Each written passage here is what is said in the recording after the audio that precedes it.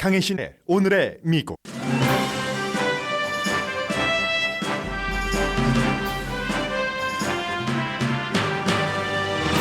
북한이 미국에 경고를 한 뒤 단거리 탄도미사일을 발사했습니다. 미국과 한국, 일본이 캄보디아에서 북한의 미사일 테스트를 비난하고 공동 대응하기로 합의한 데 대한 비난과 경고입니다.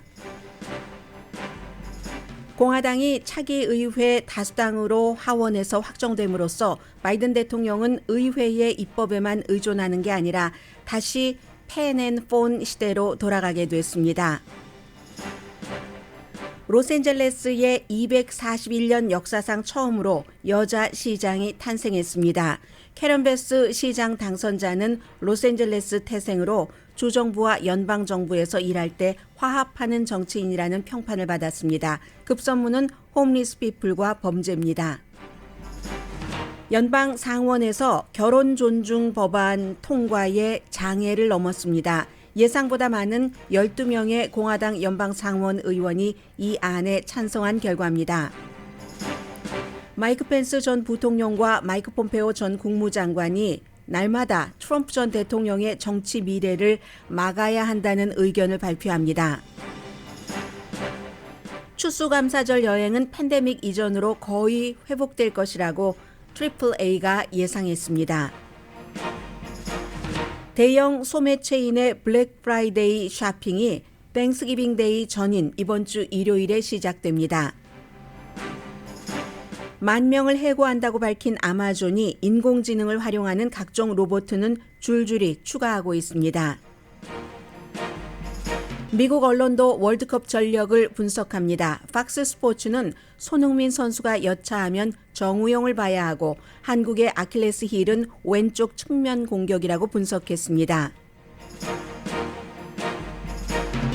여러분 안녕하십니까? 오늘의 미국 강혜신입니다. 지금 연방의회에서 낸시 펠로시 하원 의장이 지난 수십 년 동안 의회에 특히 이제 하원이 다수당이었을 때 지도자로서 역할을 했는데 아마 오늘이 거의 마지막이 되겠죠? 지금 하원 의회에서 전체 의원들이 소집됐고 왜냐하면 어제로서 공화당이 218석을 확보해서 다음 회기 연도도 또 218이네요. 218회 의회에서는 공화당이 다수당이 되게 됩니다. 그래서 이제 낸시 펠로시 하원 의장이 마지막으로 거의 페어웰 스피치 비슷하게 아니면 본인의 미래 어떻게 할 것인가 그런 것을 지금 쳐다보기 위해서 의회의 의원들이 의사당에 소집한 것을 전부 생중계하고 있는데 지금은 이제 낸시 펠로시 하원 의장이 아니기 때문에 저는 일단 뉴스를 진행하면서 좀 전해드리겠습니다. 더 이상은 너무나 중요한데도 어떤 때는 뉴스에서 살짝 스쳐가는 그런 일이 어제도 또 일어났습니다. 북한이 원산에서 한반도와 일본 사이 해상에 이제 탄도 미사일을 발사해서 그곳으로 떨어졌습니다. 최선희 외무상이 조선반도와 그 지역에서 도발적이고 허세적인 군사활동을 강화할수록 군사적인 대응은 북한의 대응은 더욱 치열해질 것이라고 얘기했습니다. 그리고 미국과 그 추종 세력이 누구겠습니까? 일본과 지금 한국을 얘기를 하는 거죠. 역시 그 두 나라에도 심각하고 현실적이고 불가피한 위협이 될 것이라고 말했습니다. 미국은 지금 하고 있는 모든 일이 도박이라는 것을 깨닫게 되고 그것을 깨닫게 될 때쯤 반드시 후회할 것이라고도 말했습니다. 이게 이제 한국과 미국과 일본이 캄보디아에서 캄보디아 수도 푸놈펜 성명을 발표를 해서 앞으로 이제 여러 가지 이 북한 핵 이슈에 대해서 더 빨리 공동 대응을 하고 정보도 미국을 통하고 하는 게 아니라 바로바로 일본에서 한국으로 한국에서 일본으로 그러한 것을 공유할 수 있도록 하는 그런 일이죠. 그리고 물론 한국과 미국과 일본의 공동 군사훈련도 북한에서는 쳐다보고 있는 겁니다. 언젠가는 베이징이 중재할 것이다. 이 내용은 바이든 대통령이 G20 정상회담에서도 시진핑 중국 국가주석을 만나서 얘기를 했죠. 얘기를 하면서 미국 기자들에게는 중국이 북한에 대해서 그만큼의 영향력이 있는지는 모르겠지만 있다면 중국이 중재를 해야지 된다라고 얘기를 했잖아요. 지금까지 영향력이 왜 없겠습니까? 충분히 미국이 원하는 만큼 하지 않았다는 것이고, 중국은 이제 중국이 원할 때 중국이 원하는 만큼 북한에 대해서 고삐를 주겠죠. 그런데 이런 부분에 대해서 미국의 많은 전문가들은 어떻게 보고 있느냐면은, 이번에 만약에 북한이 핵실험까지 한다 하더라도 베이징이 중재하지 않을 수 있다. 그러나 어느 시점이 되면 평양에 베이징이 압박할 수밖에 없다는 얘기입니다. 이게 왜 그러냐면, 지금 한국에서도 뭐 일본과도 정보를 공유하는 이런 것들에 대해서 비난하시는 분들이 굉장히 많으신데, 그게 바로 북한이 원하는 겁니다. 그렇게 해서 일본과 한국은 공유하지 않도록 하는 거, 그게 바로 중국이 원하는 겁니다. 왜 나중에는 중국이 결국은 북한을 설득하도록 말을 할 수밖에 없는가 하면은, 중국으로 볼 때 미국과 한국 또는 개별적으로 이렇게 뭐 미국 대응하고 한국 대응하고 일본 따로따로 대응하는 것보다는, 지금은 한국과 미국만 합쳐진 것이 아니라 한국, 미국, 일본이 합쳐졌으면 3개국이잖아요. 중국으로서도 북한의 모든 이슈가 먼저겠습니까? 중국 이슈가 먼저겠습니까? 그러한 나라를 이끌어갈 때 있어서 한미일이 셋이 똘똘 뭉치면 둘이나 하나가 뭉쳤을 때보다 중국이 상대하기 힘든 겁니다. 버겁고 잃어버릴 것이 많은 거죠. 그래서 결국은 어느 시점이 되면 중국도 북한에 대해서, 핵 문제에 대해서 압박을 할 수밖에 없을 것이다. 왜냐하면 한국과 미국뿐만이 아니라 한미동맹뿐만이 아니라 북한 이슈에 대해서 일본까지 어떠한 성명으로도 똘똘 뭉쳐버렸기 때문에, 세 개 나라를 그냥 한꺼번에 중국이 혼자서 상대하는 것보다는 그냥 북한을 상대하는 게 낫지. 그래서 결국은 이쪽으로 올 수밖에 없다는 게 미국의 대부분의 북한 문제 전문가들이 보고 있는 점입니다.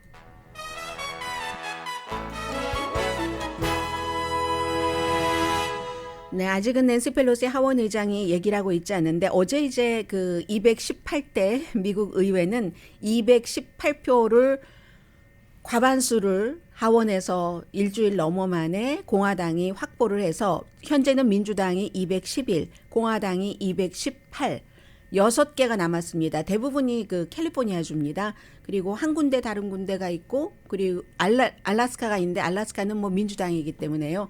이게 이제 이번에 아주 정말 별로 차이 나지 않게 공화당이 다수당이 됐는데, 뉴욕에서 3석을 잃어버렸기 때문에 그게 컸죠. 뉴욕의 3석 가운데서도 뭐 지역구 재편이 있어서 그래서 그렇게 된 것도 있고, 캘리포니아주에서도 지킬 만큼 지켰지만, 아무튼 뉴욕이 이번에 3석이나 잃어버린 게 공화당이 이렇게 다수당이 됐는데, 뉴욕 쪽으로서는 힘을 보태주게 된 거고요.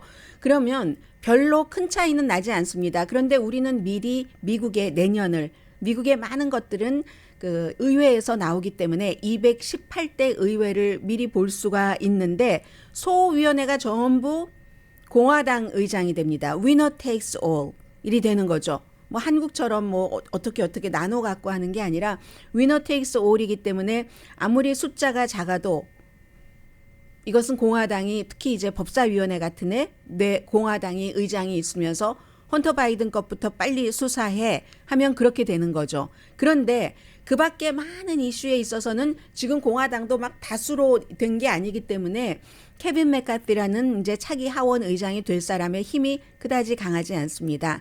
그리고 숫자가 많지는 않지만 뭐 마조리 테일러 그린 같은 이 조지아주의 아주 극우적인 의원들, 이제 초선도 아니고 다시 선출이 됐잖아요. 그런 의원들이 방해를 하면은 공화당 내부에서도 좀 힘들겠지만, 기본적으로 이제 바이든 대통령에 대해서 반기를 드는 것, 그리고 또 이제 하원이 지출과 예산을 총괄하고 있기 때문에 굉장히 중요한 거죠. 돈을 지금 관리하는 겁니다. 상원은 민주당이 다수당을 지키기 때문에 무슨 중요한 연방 판사라든가 아니면 또 어떠한 이유로든 연방 대법원의 자리가 또 비일 수도 있고요. 그런 경우에는 이제 민주당으로서는, 지금 바이든 대통령으로서는 다행이지만 돈 문제는 이제 공화당이 꽉 쥐고 있는 겁니다. 그리고 펠로시는 아주 작게 졌기 때문에 지도부에 남아있는다고 연설하지 않을까, 오늘 아마 이제 그런 것들을 사람들이 예상을 하고 있고요. 상원은 여전히 설령 조지아주에서 진다 하더라도 민주당의 결선에서 현재의 그 라파엘 워너 의원이 연방 상원 의원이 공화당 도전자인 허셜 워커에 진다 하더라도 그래도 이제 또 이 캐스팅 보트도 있고 그 사이에 또 한 석이 또 빠져나가도 캐스팅 보트도 또 있기 때문에 이제 안전하게 조금 생각을 할 수 있고요. 전보다 한 석이 늘어났기 때문에 민주당은 전체적으로 할 수 있는 일은 별로 없죠. 그 바이든 대통령도 마찬가지입니다. 그래서 클린턴 전 대통령 때와 오바마 전 대통령 때로 돌아간다. 정치에서는 그렇게 보고 있는데 이렇게 되면은 어떤 일이 생기냐면은 앞에 제가 헤드라인에서 pen and phone이라고 말씀드렸습니다. pen and phone이라는 말을 사실은 정확하게는 버락 오바마 전 대통령이 중간 선거 있고 2014년 1월 초에 1월 12일인가 그랬습니다. 그때 1월 12일이니까 국정연설은 하기 전이잖아요. 첫 번째 장관들 전부 모아놓고 국무연설을 할 때 나에게는 펜과 폰이 있다라고 얘기를 했습니다. 펜이라고 하는 것은 의회에서 뭔가 입법을 그 법을 통과시켜주지 않으면 대통령이 행정명령으로 사인을 하는 것이 이제 그 펜으로 상징된 거고 폰이라고 하는 것은 의회에서 다수당이 대통령이 하려는 모든 일에 해주지 않을 때 의회 바깥에 그 지지하는 사람들에게 전화를 걸어서 여론을 조성을 하고 다시 이제 또 그 의회에서 움직이게 할 수 있다던가. 그래서 pen and phone이라고 했는데 지금 바이든 대통령도 pen and phone 그 정책을 써야지 될 것 같고요. 또 하나 있죠. 비토권도 있습니다. 그래서 당시에 이것은 이제 좋은 점도 있고 나쁜 점도 있는데 항상 정책에 있어서 완전한 것은 의회에서 마련해 주는 것을 하는 것이 완전한 것이고요.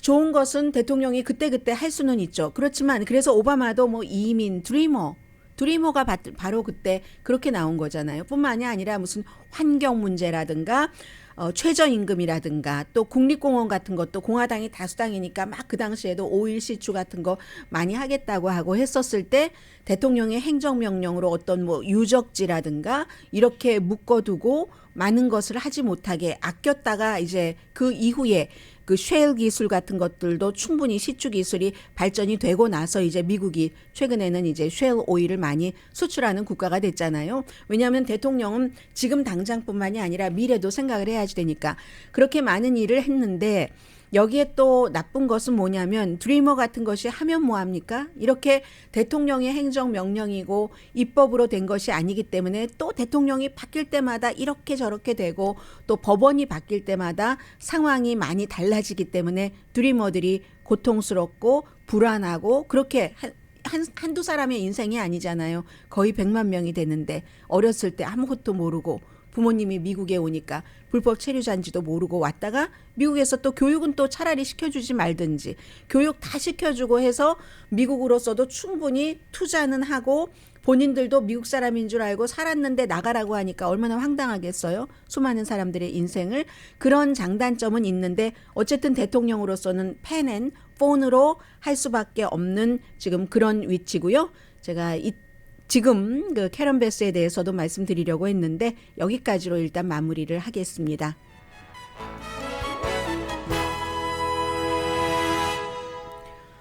캐런 베스 같은 경우는 1781년이었습니다. 로스앤젤레스가 처음에는 뭐 스페니쉬 정복자로부터 시작해서 그 뒤에 많은 사람들이 바뀌고 부족이 살던 곳이잖아요. 그렇게 했는데 241년 만에 그 241년 동안 한 명도 그 부족을 지키던 사람이었던 시로 본격적인 이런 모습을 1900년대 들어와서는 도시의 모습이 형성이 됐잖아요. 그리고 나서도 한 번도 여자 시장이 없다가 여자가 됐는데 로스앤젤레스 시장이고 역사적이고 연방 하원 의원을 하다가 또 시장이 됐고 하니까 잠시 뒤에 좀 들여다보겠습니다. 오늘의 미국은 그리고 한인타운에 대해서도 이 시장과 연관돼서 드리고 싶은 말씀도 있고요. 라디오 서울 방송 오늘의 미국 듣고 계십니다. 네, 캐런 베스 로스앤젤레스 시장 당선자가 올해 나이가 69세입니다. 리카루소 도전자가 63세였고요. 이 캐런 베스 당선자는 로스앤젤레스에서 태어나서 페어팩스, 베니스 이런 곳에서 자랐고 토박입니다. 토박이에요. 그리고 아버지가 우편 배달부를 하셨고 어머니는 가정에서 그 자녀들 돌보고 지냈습니다. 그런데 어렸을 때는 이제 그 존 F 케네디 뭐 이런 분들에게도 뭐 뭔가 이렇게 그 어렸지만 신경을 썼던 그런 부분이 있고 1980년대에 이제 응급실에서 이제 보조사로 의사 보조를 하는 그런 일을 하고 그 뒤에 사실은 시작이 이 커뮤니티 오거나이저로 해서 아프리칸 아메리칸과 라티노 지역에 마약이 많이 퍼졌잖아요. 그런 일들을 막기 위한 것을 시작을 했습니다. 그리고 주 하원 의원을 했고 주 하원에서 하원 의장을 했습니다. 그 뒤에 이제 37지구의 연방 하원 의원으로 11년, 연방 하원 의원을 6번을 당선한 겁니다. 지금 연방 하원 의원을 놓고 LA로 왔는데 사실은 연방 하원 의원은 그쪽 37지구 뭐 브렌트, 베버리 우드, 뭐 컬버시티 쪽도 포함이 되나요? 웨스트우드도 포함이 되고 센츄리 시티, 또 하이드 파크, 볼드윈 파크 지금 아마 볼드윈 파크에 살고 있을 겁니다. 인구 70만 명 정도예요. 로스앤젤레스 전체 시는 400만 명이잖아요. 연방에서 로스앤젤레스 시장으로 내려왔다고 작게 간 게 아니라 사실은 더 크게 간 것이다라고 보시면 되고요. 이 사람은 지금까지 쭉 정치인으로서 일을 해올 때 화합을 하는 사람, 그런 것으로 그 정평이 있었고요. 구태여 따지자면 로스앤젤레스 그 성향으로 따지자면 좌파는 좌파죠. 진보죠. 진보는 진보인데 로스앤젤레스로 따지면 좀 중도 진보. 그렇기 때문에 카루소가 돈을 이 그 캐런 베스보다 11배나 더 쓰고 1억 달러를 쓰고도 이기지 못한 겁니다. 너무너무 딥블루기 때문에. 물론 리카루소도 민주당으로 나왔지만 그 사람은 평생을 공화당을 했고 이제 그러니까는 당연히 딥블루인 민주당 쪽에서는 저 사람은 뭐 부자를 위해서만 일할 것 같아. 백인을 위해서 일할 것 같아. 실제로 투표 나온 것을 보면 로스앤젤레스를 이렇게 네모난 칸으로 보면은 위쪽, 저쪽, 북쪽, 밸리 쪽, 저쪽은 이제 그 지도로 볼 때 제가 북쪽이라고 말씀드린 겁니다. 그리고 백인이 많은 지역은 리카루소를 지지했고 아주 사람 인구 밀도가 높고 막 모여 있고 이런 곳은 캐런 베스를 지지를 했거든요. 전체적으로 아프리칸 아메리칸은 인구의 한 8% 정도밖에 안 되거든요. 지금 에이시안이 한 12% 정도 되고 그리고 이제 라티노계가 뭐 한 48% 많게 잡아서 50% 정도까지 보고 그렇게 딥 블루였기 때문에 된 것이고 또 하나는 리처드 리오든 얘기를 많이 하는데 그 당시에는 리처드 리오든은 공화당으로 나와서 그 아주 그 시장을 잘하고 갔죠. 그런데 그때만 하더라도 수십 년 전이니까 백인들이 거의 유권자였습니다. 한 74%가 지금은 아니잖아요. 히스패닉 같은 경우는 조금 갈려진 것 같아요. 리카루소에게도 많이 찍었고 캐런 베스에게도 찍었고 이렇게 했는데 당시는 백인이 유권자가 많았으니까 리오든이 공화당을 가지고 와서도 된 거고 지금은 이번에 이 선거 결과를 보면은 꼭 후보 자체의 인물 그 정치적인 성향이라기보다도 로스앤젤레스의 딥 블루인 이런 성향이 더 많았던 것 같다. 전문가들은 그렇게 봅니다. 그리고 뭐 경찰력을 많이 증원한다. 홈리스 피플 집을 많이 진다 하는 것은 더 많이가 리카루소였고 많은 한인분들도 한인 상공회에서도 공식적으로 리카루소 후보를 지지했잖아요. 이 사람이 비즈니스 부동산 개발업자고 성공을 했고 비즈니스 마인드가 가운데 있는 사람이기 때문에 스몰 비즈니스에도 좋겠다. 우리 사업 정도 규모에도 좋겠다. 그리고 뭔가를 더 화끈하게 잘할 것 같아 정치인으로 꼭 쭉 자라온 사람보다는 이런 생각을 많이 했었겠지만 로스앤젤레스는 그렇게 이기기에는 돈을 1억 달러나 쓰고 1억 달러라고 하는 것은요. 텔레비전만 켜면은 리카루소가 나오고 그리고 사람들에게 돈을 주고 가가호호 방문하게 해서 리카루소의 인지도를 높이고 했어도 딥블루가 캐런 베스를 선택을 한 겁니다. 그렇게 보시면 되고요. 중도 좌파 정도로 1980년대에 그 첫 번째 결혼을 했습니다. 6년을 살았는데 그 남편이 4명의 딸이 있었거든요. 스텝도어로 전부 딸로 기억이 되는데 의붓자녀죠. 남편과 6년 살고 이혼했는데도 자녀 양육은 계속 같이 했습니다. 그래서 이 자녀들이 스텝마더예요. 1980년대 이혼한. 그런데도 이 엄마예요. 이들에게는 엄마를 계속 선거 캠페인에서 지원을 했고 본인이 직접 낳은 딸과 사위는 뭐 몇 년 전이죠. 2006년도에 교통사고로 사망을 했습니다. 어쨌든 로스앤젤레스 쪽에서 태어나서 자랐고 연방까지 그 워싱턴까지 갔지만 다시 로스앤젤레스로 돌아온 이 시장 당선자는 75% 개표 현재 53% 대 47%로 보통이 아니라 항상 이런 중요한 선거 누가 이겼습니다. 선언은 AP통신이 합니다. 항상 그랬어요. 그래서 95% 남았는데도 95%인데도 아직 개표하지 못하는 곳이 있거든요. 이게 34지구의 데이빗 김 후보와 지미 고메스 연방 하원 의원 그 케이스거든요. 그런데 이것은 75세 추세를 보면 앞으로 점점 더 벌어진다 해서 지금 당선 확정이 된 것이고 리카르소 후보도 지고 나서 아주 깔끔하게 뭐 열심히 했고 앞으로 로스앤젤레스를 위해서 최선을 다해서 일하겠다. 뭐 이렇게 얘기를 했고요. 그리고 로스앤젤레스에 무엇이 필요한가? 오늘 로스앤젤레스 타임즈가 사설을 실었는데 합의를 이끌어내는 사람이라는 것이 굉장히 중요하다. 더군다나 지금 시의회에서 인종차별적인 그런 것들도 있었고 시 자체도 분열됐습니다. 전체적으로 저쪽 만약에 정치적인 아버지인 대통령이 사는 워싱턴 DC가 분열되면 로스앤젤레스까지도 그 영향이 오는 겁니다. 그래서 그런 그 분열된 이때에 합의를 이끌어내는 정치인이었다는 평판을 그대로 좀 했으면 좋겠다. 홈리스와 범죄는 뭐 말하면 뭐 하겠어요. 말하면 잔소리겠죠. 기본적인 범죄율은 1990년대보다는 낮습니다. 낮아도 지금 아주 눈에 띄는 그런 일들이 있기 때문에 통합적인 지도자가 됐으면 좋겠다는 것을 로스앤젤레스 타임즈가 사설에서 실었고요. 로스앤젤레스 타임즈는 공식적으로 캐런 베스 후보를 지지를 했습니다. 현장에 잘 적응하는 실용주의자다라고 평가를 했던데요. 근무 첫날부터 엄청 스트레스 받겠죠. 할 일이 엄청 많아서. 본인은 어제 이 캐런 베스 당선자는 변화가 필요한 때다. 로스앤젤레스에. 그리고 그 변화도 굉장히 급하게 필요한 때다라고 얘기를 했습니다.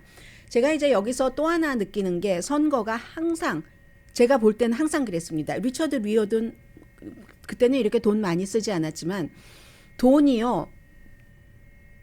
예비선거 이런 때까지는 돈으로 투표를 삽니다. 물론 이번에 리카르소는 꼭 돈으로만 산 것이 아니라 여러 가지 그에 대한 기대도 있었지만 그에 대한 기대가 돈의 그 인지도의 효력이 없었다면 전혀 기대가 커질 수도 없습니다. 그런데 돈이요. 어디까지는 가는데 마지막까지 다 그 돈으로 100% 투표를 그 표수를 다 얻어가는 정치인을 제가 보질 못했습니다. 뉴스를 수십 년 하면서 이번에 그게 하나가 있고 또 하나는 그 한인 같은 경우는 어떤 때 이제 소수 인종 이 로컬 문제를 그 시장이라든가 시의원이라든가 많이 우리가 게롤롱을 해야 되는 부분이 있잖아요. 이번에 선거 캠페인 마지막 부분에 캐런 베스 후보에 대해서 과거에 그 4.29 폭동 당시에 나중에는 캐런 베스가 아예 상대도 하지 않던데 뭐 말한 부분이 맞기도 하고 맞는 부분 말한 것에 대해서 본인이 사과하기도 했고 우리는 그 커뮤니티는 누가 시장이 될지 잘 모르고 할 때는 누구는 이 사람을 지지하고 누구는 이 사람을 지지해서 좀 균형이 맞으면 더 많이 지지했었던 사람이 떨어진다 하더라도 나중에도 좀 같이 일하기가 조금 더 부드러울 수도 있는데 이번에 너무 한쪽으로 제가 보기에는 쏠린 것 같고 더군다나 흑색 선전이 많았었잖아요. 우리가 4.29 폭동을 이렇게 생각을 해보면 그 당시는 아주 사람은 점잖아야지 되고 뭐 그냥 해주는 대로 받아야지 되고 이미 났으니까 조용히 살아야지 되고 그리고 뭐 너무 밝으면은 나댄다고 하니까 뭐 원래의 성격이 그러니까 그런데 그 같은 성격을 아프리칸 아메리칸은 많이 오해했잖아요. 돈 없다고 우리를 무시해 그냥 막 던지고 이런 것이 있었고 또 그 당시에 그 리코 스토어가 많이 거기에 모여 있었는데 그 리코 스토어의 주인이 거의 한인이었고 이렇게 돼서 여러 가지 또 그 캐런 베스는 당시에 아프리칸 아메리칸을 위해서 일하는 사람이었으니까 어느 정도의 말은 사실이었던 것도 있고 어느 정도의 말은 어느 정도 그 선을 넘었던 것도 있지만 그런 것을 이번에 막판에 선거 캠페인 할 때 보니까 굉장히 그 가짜로 많이 부풀려서 한 것도 있거든요. 그래서 이제 그 조금 그 한쪽에 쏠리지 말고 해야지 되는 커뮤니티 차원에서는 그런 것도 아직은 우리가 직접 시장이 될 수 있는 것은 아니니까요. 아직까지는. 그래서 그런 것도 다시 한번 조심을 해야지 되겠다 하는 생각을 했고요. 그리고 아직도 하원도 그렇고 여러 가지 개표되지 않은 결과가 나오지 않은 95% 개표했는데도 있잖아요. never give up. 그러니까 이 never give up 같은 경우는 개표할 때는 기브업을 하거나 말거나 결과와는 상관없지만 선거 캠페인을 한다던가 우리가 어디 뭐 입찰, 수주 이런 것을 막 신청하고 할 때 never give up을 해야지 되겠구나 이런 생각을 많이 해봅니다. 이 캐런 베스의 여러 과정을 보면서도요. 일단 LA 시장 그렇고요.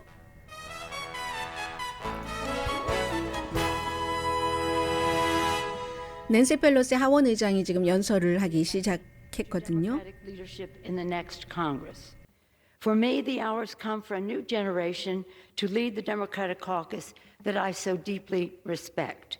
And I'm grateful that so many are ready and willing to shoulder this awesome. 네, 이제 awesome이라는 단어까지 아주 굉장히 좋다는 단어까지 써가면서 미래가 이제 젊은 세대도 많이 나왔고 그 같은 이제 젊은 세대와 함께 일할 뭐 그런 그 준비도 돼 있고 한다는 얘기를 하고 있고요.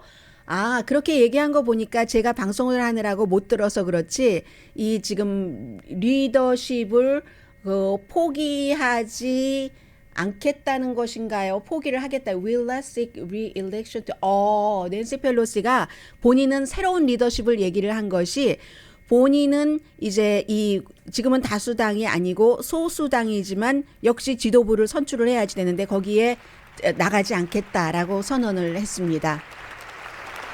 지금 많은 박수를 받고 있고요. 젊은 리더십을 말했습니다. 아주 오랜 동안 민주당에서는 얘기돼 왔었던 거죠. 기립박수 오래 치고 있네요.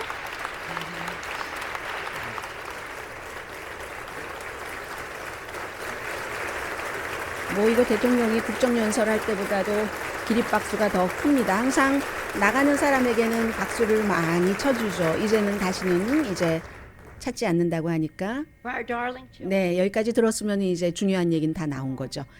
네, 중요한 얘기는 이 낸시 펠로시 하원 의장은 민주당의 새로운 지도부로서 본인이 그 역할을 하기 위해서 뭐 투표하잖아요. 그런 것에 나가지 않겠다라고 얘기를 했고요. 그리고 이제 중요한 것이 어제 말씀을 드렸었던 연방 하원에서 결혼 존중 법안이라는 것이 기본적으로 어제 그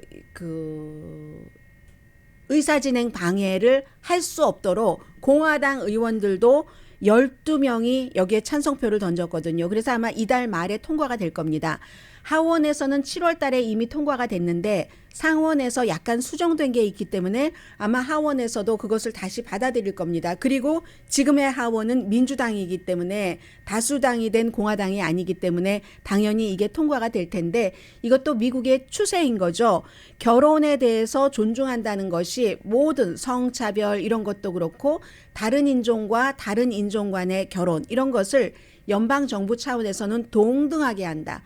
성 정체성 문제, 인종 문제, 또 출신 국가 이런 것과 전혀 상관없이 법안 자체가 제가 어제는 3명의 공화당 의원만 말씀을 드렸는데 3명의 공화당 의원과 오히려 2명의 민주당 의원이 공동으로 발의를 했습니다. 그래서 이렇게 된 것이고 그런데 여기에는 연방 정부는 일부 다처제는 인정하지 않는다 포함되어 있고요. 또 하나는 어떤 그 비영리 조직이라도 종교 조직에서 뭐 결혼식을 꼭 해야지 된다. 이 그 동성 결혼에 대해서 결혼식장을 허가를 해줘야지 된다. 이렇게 강요하진 않도록 그 종교적인 어떤 것은 지킬 수 있도록 해주고 주정부에서도 마찬가지고 그렇게 그러 같은 침해는 하지 않는다라고 하면서 이걸 통과시켰으니까 이제 미국 정부 차원에서는 만약에 연방 대법원에서 본인들이 2015년도에 동성 결혼을 합법화라고 통과시켜놨는데 그 이후에 연방 대법관들의 성향이 바뀌었기 때문에 지금 보수 6대 진보 3이기 때문에 연방 대법원에서 그것을 다시 뒤집지 않는다면은 미국에서는 전국적으로 연방 법으로 동성 결혼 그리고 다른 인종 간의 결혼을 합법화하는 성문화를 만들어 놓는 겁니다. 공화당 12명 가운데는요. 유타가 지역구인 밋 롬니 의원도 찬성을 했고 리자 머코스키 알래스카가 지역구인 의원도 찬성을 했습니다. 이 리자 머코스키 의원이 지금 간당간당하거든요. 거의 뭐 얼마 표 차이 나지 않도록 다른 공화당 의원에게 알래스카. 왜냐하면 트럼프 전 대통령 그 탄핵에 찬성표를 던졌다고 트럼프 전 대통령이 강하게 반대 캠페인 했잖아요. 지금 리자 머코스키 그 의원 이런 것들이 지금 나오지 않고 있습니다. 그러나 어차피 공화당이기 때문에 의석은 그 확정이 된 거고요.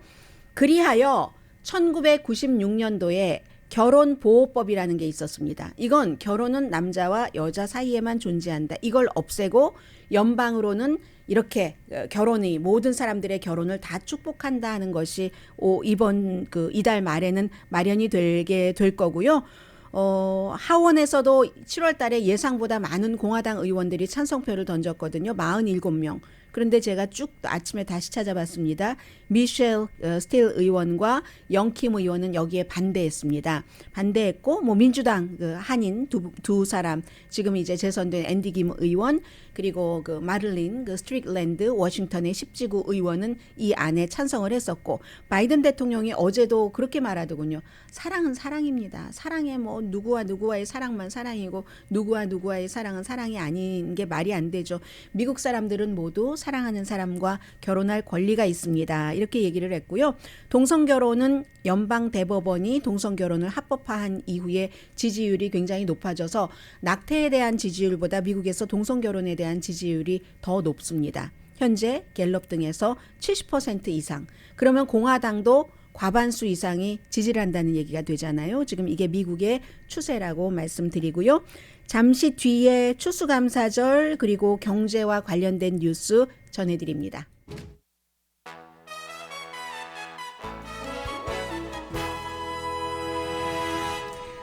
네, 20년을 그 한 자리에 있다가 떠나는 사람에 대해서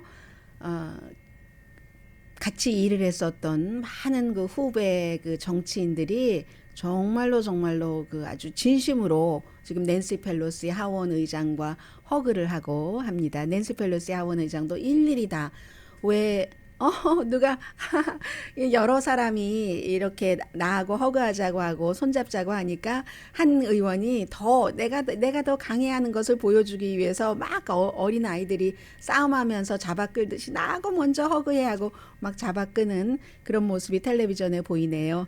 사진도 찍고 이 낸시 펠로시 하원 의장 시대는 지났습니다. 그런데 이번에 이제 하원에서 지기는 졌지만 예상보다 훨씬 잘한 상태에서 졌기 때문에 괜찮고 또 하나는 낸시 펠로시 하원 의장이 남편이 집에서 본인을 목표로 해서 들어온 그런 용의자에 의해서 많이 다치고 한 뒤에 내가 만약에 이 지도부 자리에서 내려온다면 그 사건이 결정하는데 영향을 미칠 것이다라고 얘기도 했었습니다.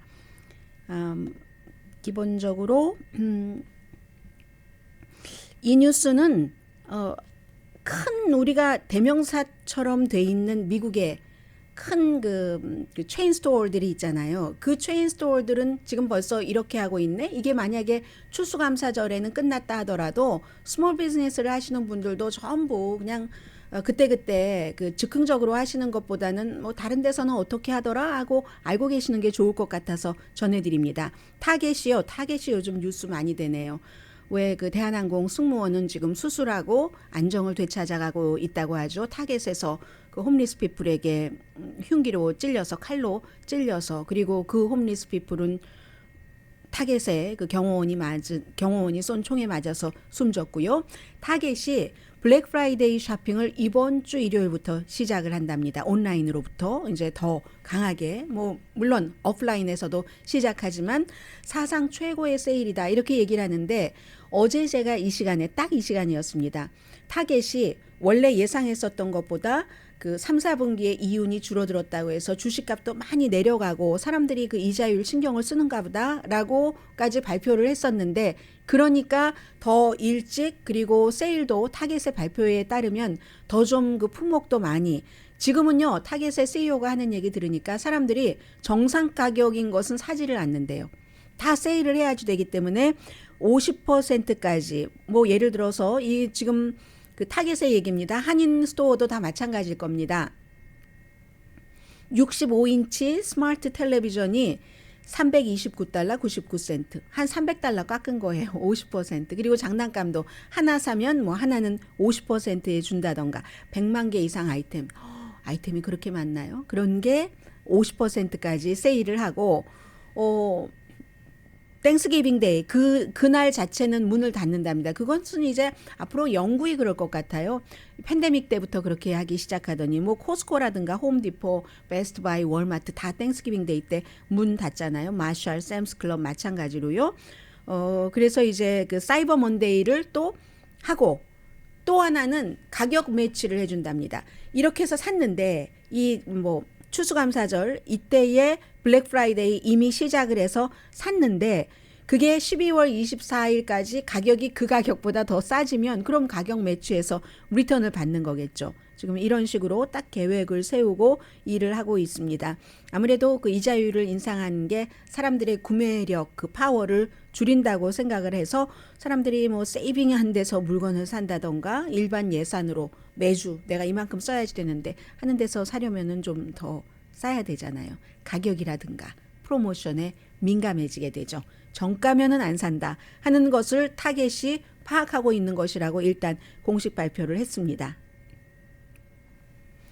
아마존이 이제 10,000명의 직원을 해고한다. 팬데믹 때 너무 많이 고용을 했다가 이 말씀을 드렸는데 그럼에도 불구하고 로봇은 열심히 고용을 한답니다. 그래서 또 그 로봇 그 자체도 있고 그 로봇 팔도 뭐 이름이 또 다 있던데요. 그리고 기능들이 엄청 다른데 날마다 아마존이 뭐 1,300만 개를 딜리버리를 한답니다. 그러면 그게 창고에서부터 이제 패키지 하는 거 보내는 데까지 그 많은 과정에서 이 자동화가 터치하지 않은 그런 물건은 여러분들 아마존에서 배달 받으실 때 하나도 없답니다. 뭐 당연히 그럴 것 같지 않겠어요?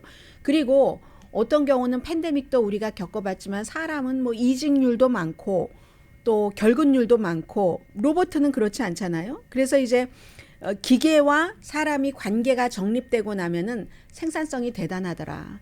엄청 이게 좋더라 해서 아마존 주문 뭐 아무튼 인간의 손길이 아직도 필요한 곳이 당연히 있겠죠. 그런데 뭐 플로터스라는 새로운 로봇가 있는데 이 로봇은 뭐 800파운드가 되는 곳을 또 그 아래로 들어가서 뭐를 하고 그 로봇의 팔을 라빈, 뭐 카디널 이렇게 부르고 있는데 이런 것도 패키지를 쫙 분류해서 창고로 이동을 하는데 인공지능 같은 것을 딱 탑재했기 때문에 포장의 타입도 알고 사이즈도 알고 뭐 고르고 하는 것을 너무 잘한답니다. 지금은 이 로봇 팔이 그리고 기본적으로는 한 수십 가지 종류의 패키지만 분류하는 이게 아주 기본적인 로봇이래요.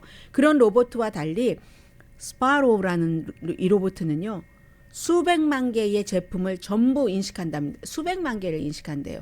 우리가 마켓에서 일하시는 분들 가운데서 매니저로 오래 일하신 분들은 뭐 탁탁 어디 몇 번 다 알고 있잖아요. 로봇도 수백만 개를 전부 인식하고 선택하고 뭐 처리를 하는 거죠.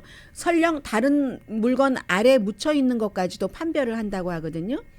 그래서 손상되면은 알려주기도 하고 스스로 알아서 파기하기도 하고 그리고 배우는 그 속도가 엄청 빨라지고 있다는 얘기입니다. 그래서 앞으로 5년 동안은 지난 10년 동안 인간이 이렇게 오토매틱 자동화 시스템 해온 것이 아주 작아 보일 정도로 더 많이 발전을 할 것이다 해서 아마존에서도 사람들을 많이 해고하지만 로봇 관련 그 직종은 또 로봇을 관리해야 되는 사람도 있을 테고 최근에 뭐 40%나 뭐 봉급으로 올렸다고 하는데요. 1,400명의 어떤 그 로봇을 관리하는 사람들은요. 창고에는 아직도 이렇게 로봇과 또 사람도 필요하고 하다는 얘기. 화이트 컬러가 많이 해고가 되는 거죠. 테크놀로지 업계에서 최근에 이런 일들 있습니다.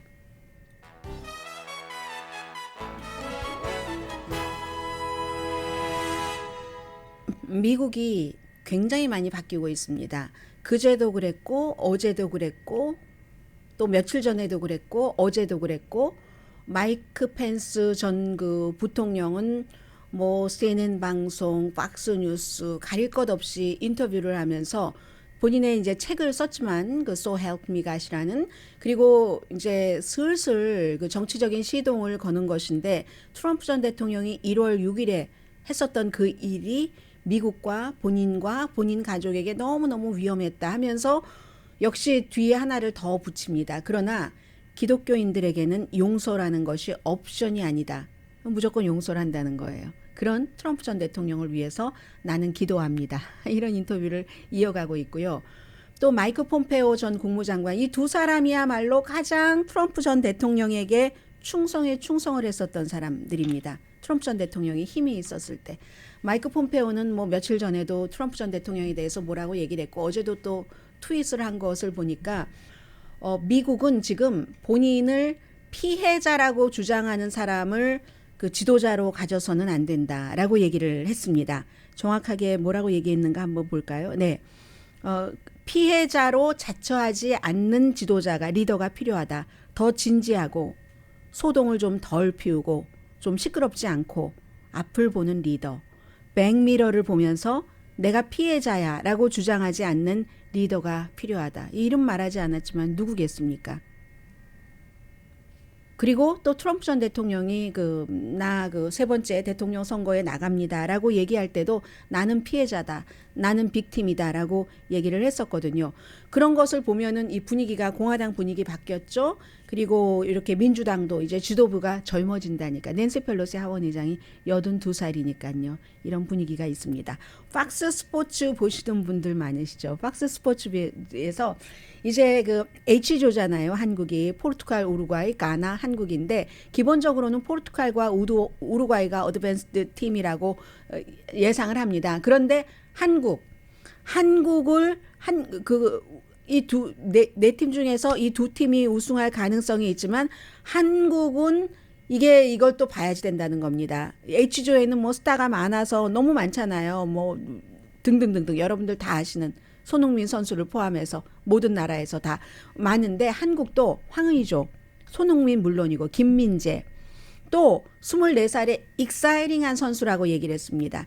정우영 지금 이제 열심히 훈련하고 있지만 마스크 쓰고 훈련하고 있지만 손흥민 선수가 여차하면 정우영을 봐야지 된다라는 거고 그 모든 팀의 그 아킬레스 힐을 지적을 했거든요. 한국은 오른쪽 후방 왼쪽 측면 공격에 약할 수 있다라고 얘기를 했고 손흥민 선수 건강할 때는 그야말로 뭐 그 프리미어 리그를 이끌었잖아요. 그 목표를 완전히 이뤘었는데 지금 어떻게 될지 모르고 아무튼 기본적으로는 한국 그렇다라는 게 뭐 대부분의 이 스포츠 전문가들이 보고 있는 점이겠죠.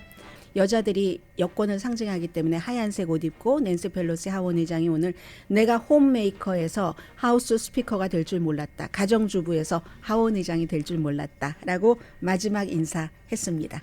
강희신이었습니다.